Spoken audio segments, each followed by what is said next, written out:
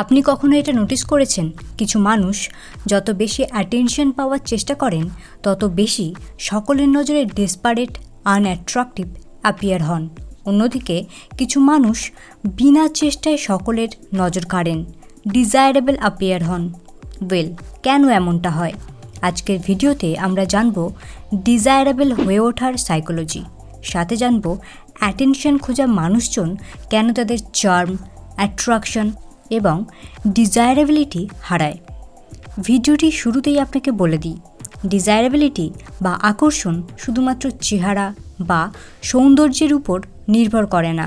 Psychology বলে মানুষ এমন জিনিসের প্রতি ডিজায়ার রাখে যেগুলো রেয়ার, যেগুলো পাওয়া দুর্লভ, যা রহস্যময়, যা মূল্যবান।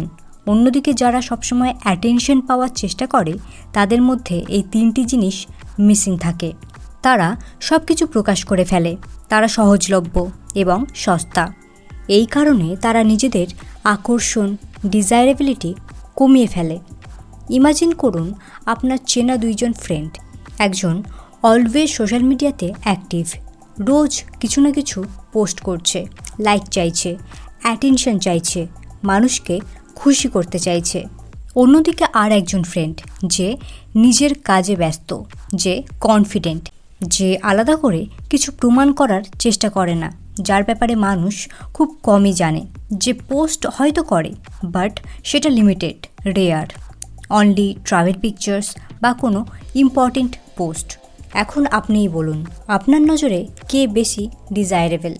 অবভিয়াসলি সেকেন্ড জন, কারণ সে নিজের ভ্যালু জানে, অন্যের অ্যাটেনশন বা ভ্যালিডেশনের উপর নির্ভর করে না।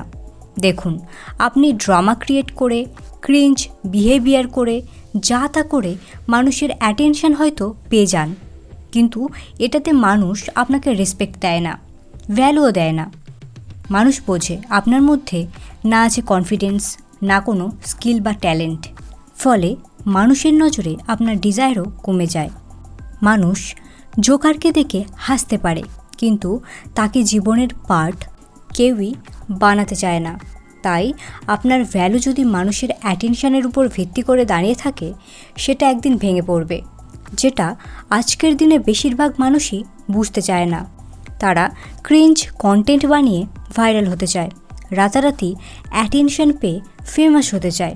বাট আপনাকে বলে দিই, এসবই সাময়িক, ক্ষণস্থায়ী। এখন প্রশ্ন হলো, কিভাবে আপনি ন্যাচারালি ডিজায়ারেবল হয়ে উঠবেন এবং মানুষের মনে চিরস্থায়ী একটা জায়গা বানাবেন? চলুন দেখে নিই কিছু psychological technique. Number 1, stay mysterious.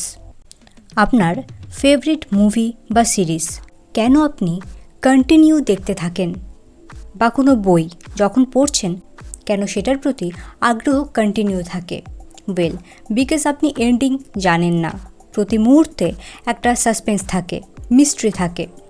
এরপর কি হবে, কি হতে চলেছে? ঠিক তেমনই নিজের ব্যাপারেও এই রকম মিস্ট্রি ক্রিয়েট করুন, যাতে মানুষের আপনার প্রতি আগ্রহ বাড়ে। নিজের ব্যাপারে হুড়মুড়িয়ে সব কিছু একসাথে শেয়ার করবেন না, মানুষকে গেস করতে দিন। সোশ্যাল মিডিয়াতে সিলেক্টিভ পোস্ট করুন, নিজের ব্যাপারে কম শেয়ার করুন। নিজের পার্সোনাল লাইফকে অনলাইন হোক বা অফলাইন অলওয়েজ প্রাইভেট রাখুন। Number 2, have passion. কোনো অ্যাথলেট, এন্টারপ্রেনার, লিডার বা আর্টিস্টের কথা ভাবুন। তাদেরকে আপনি কখনো দেখেছেন অ্যাটেনশন পাওয়ার চেষ্টা করতে?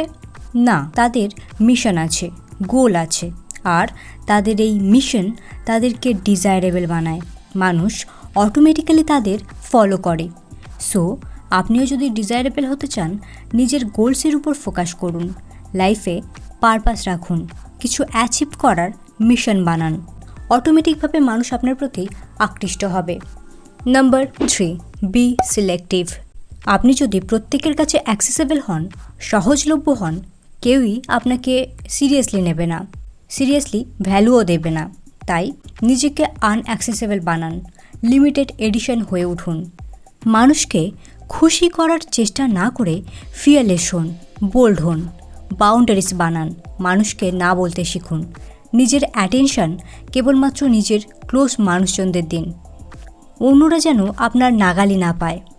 আপনার অ্যাক্সেস পাওয়া যেন মানুষের কাছে প্রাইজ বলে মনে হয়।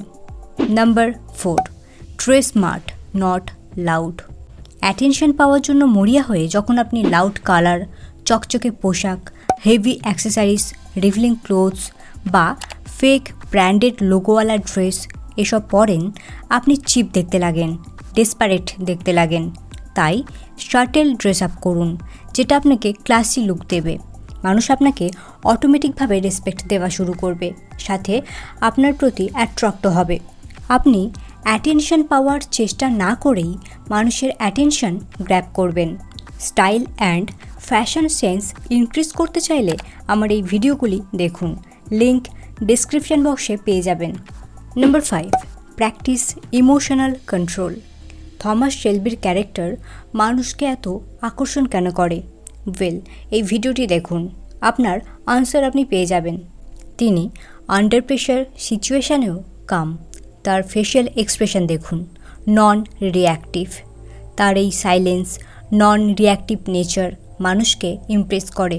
সো আপনিও ডিজায়ারেবল হতে পারেন, ইমপ্রেসিভ হতে পারেন, যদি আপনি আন্ডার প্রেশার সিচুয়েশানে সাইলেন্ট থাকেন, ছোট ছোট ব্যাপারে ইমোশনালি রিয়্যাক্ট করার বদলে কাম থাকেন।